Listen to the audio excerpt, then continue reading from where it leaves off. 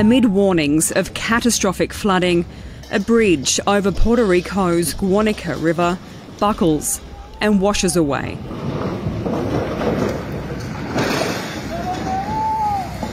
The structure had been built after the previous bridge was destroyed by Hurricane Maria 5 years earlier. Hurricane Fiona carved a destructive path through Puerto Rico, making landfall on September 18 as a Category 1 storm on the southwestern coast, with wind speeds of up to 85 miles per hour and as much as 25 to 30 inches of rain in some areas. The entire island lost power and up to 8 people died. On September 19, Fiona made landfall in the Dominican Republic, bringing winds of 90 miles an hour, displacing at least 800 people and damaging more than 50 homes. Before the eye of the storm moved through Turks and Caicos and then strengthened to a powerful Category 4 storm on September 21 as it headed towards Bermuda. Fiona made landfall on Puerto Rico on the anniversary of Hurricane Hugo and just a few days before the anniversary of Hurricane Maria. For many Puerto Ricans, the memory of Maria in 2017 is still fresh. Around 3,000 people died in that Category 5 storm. The entire island was without electricity and the water supply was badly affected. And for 2022, the forecast is for another above-average hurricane season. Despite the low level of activity so far, the National Oceanic and Atmospheric Administration still predicts 14 to 20 named storms, 6 to 10 hurricanes, and 3 to 5 major hurricanes, which could mean that some areas will receive multiple storms in quick succession.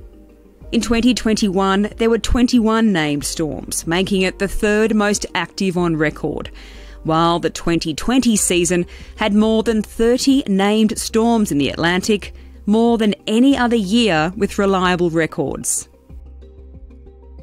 The 2020 season began with Tropical Storm Arthur in mid-May, followed by Tropical Storm Bertha.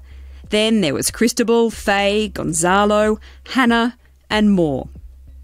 In late August, Hurricane Laura made landfall in Louisiana as one of the strongest storms to ever hit the state. It brought winds of 150 miles per hour, 17-foot storm surges, and left hundreds of thousands without power. 500,000 Louisianans were ordered to evacuate. And after Laura, even more, causing billions of dollars in damage. The National Hurricane Centre depleted its alphabetical list of storm names by September, turning to Greek letters, something they hadn't done since 2005. So why do so many storms form in the Atlantic, beating even the highest of predictions? Experts say several factors may be contributing to the unusually active season, including La Nina, which is expected to persist through 2022 and possibly into 2023, and warmer temperatures in the Atlantic Ocean.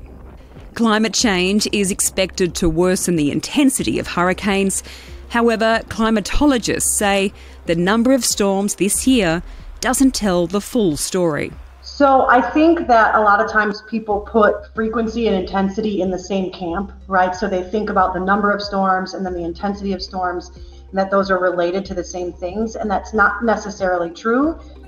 The number is related to all of those puzzle pieces being set up in exactly the right order. Most research suggests that the number of storms is not really changing in relation to climate change. And it's much more related to things like rapid intensification and that final maximum intensity that a storm ultimately reaches, which is a lot like what we see in this season.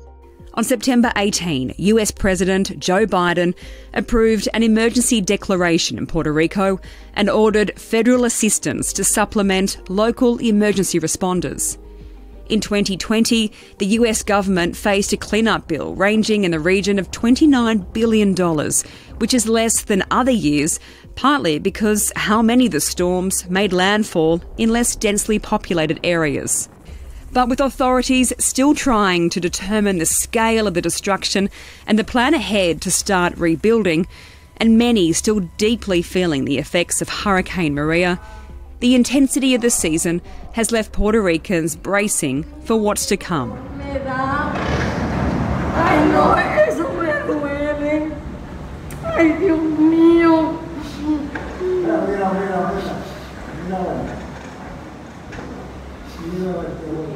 Ay,